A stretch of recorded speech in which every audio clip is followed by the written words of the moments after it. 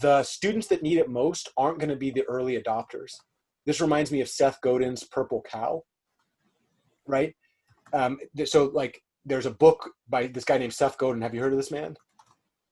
Interesting, like 7,000 blog posts. He's written a bunch of books. And in that book, he talks about for mass, so he talks about the idea of having people use your product.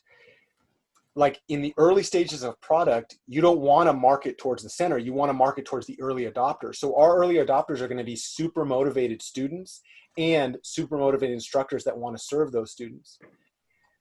If one way to do this platform would be to target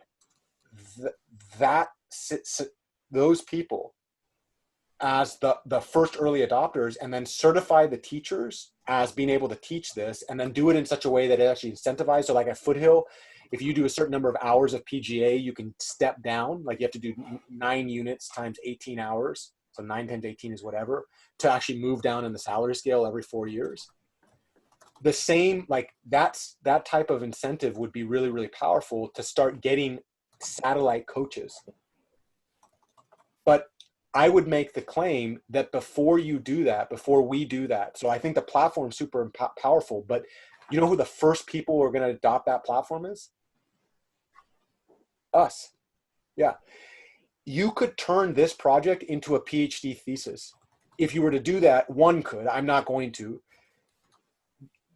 If one were to do that, you'd actually have to study the educational efficacy, and you'd have to do like entire tests of this. And that's something that I would want an educational specialist, a PhD in educational theory, involved in, because in order to come up with the dynamics, like you'd have to really think critically about that. But like I'm quite sure that this type of intervention that we're talking about has been the study of, because I've read papers on this subject, right?